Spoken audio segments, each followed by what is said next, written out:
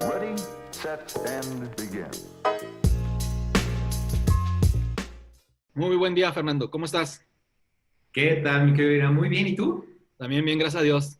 Trabajando como siempre. Padrísimo, me encanta. Muy bien. Pues bueno, te agradecemos mucho que nos estés acompañando para que nos preparemos para el próximo sábado nuestra charla. Te agradecemos mucho tu tiempo, sobre todo lo que nos vayas a compartir. La gente siempre aprecia todo esto. Lo que vive uno, creo que las escuelas, lo hemos dicho en todas las pláticas, las escuelas no nos preparan, lamentablemente, y eso no es solamente en México, eso está comprobado hasta internacionalmente. Lo han dicho personajes tan importantes como Elon Musk, Jeff Bezos, donde dicen que las universidades no te preparan para ser emprendedor ni empresario, mucho menos. Entonces, hasta ellos han tenido esa iniciativa de crear sus propias universidades con ese enfoque, de decir, oye, ¿por qué no te enseñan lo que verdaderamente te sirve? Entonces, hemos tenido hasta invitados del área académica, de importantes universidades, donde nos han dicho exactamente lo mismo, que lamentablemente no tienen programas donde vayan enfocados específicamente a crear empresarios, ¿no? Hasta las universidades más importantes, sin más allá de decir nombres, pero hasta las universidades más importantes no están tan preparadas para crear empresarios. Sí te dan ese enfoque, pero pues, hay mucho de trabajar, ¿no? Nos decía una de las invitadas que tuvimos que se llama Rocío, que está mucho en esto de apoyar a los emprendedores, que tiene su propia empresa, está catalogada entre los 50 mejores en lo que es marketing de México.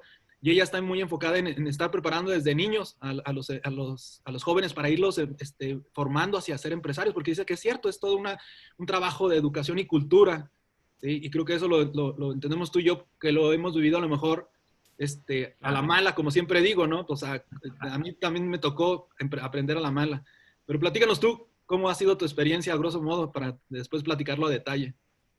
Pues mira, el camino ha sido sumamente largo. Tengo hoy día una compañía que ya cumplió 15 años.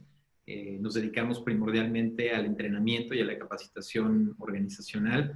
Y prácticamente lo que dices, tienes toda la razón.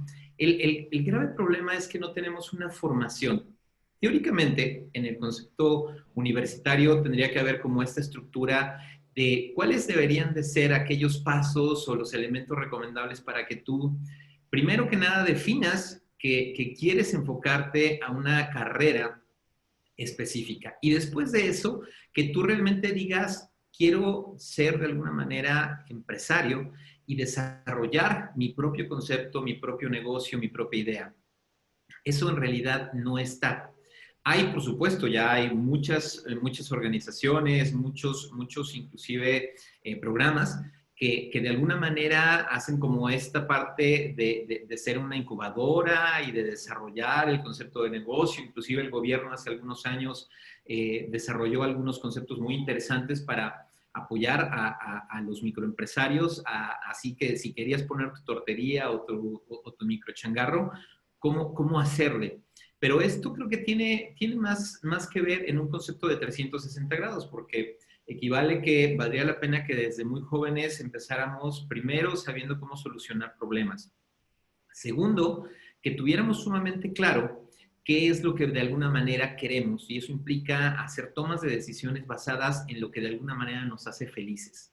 Y la otra es que hay cosas que nos hacen sumamente felices, pero de alguna manera el campo y la forma en la que nos desarrollamos para poder alcanzar el éxito es complicada. Entonces hay que tener como un análisis mucho más global y entonces sí decir, bueno, mi camino es este y lo que quiero desarrollar.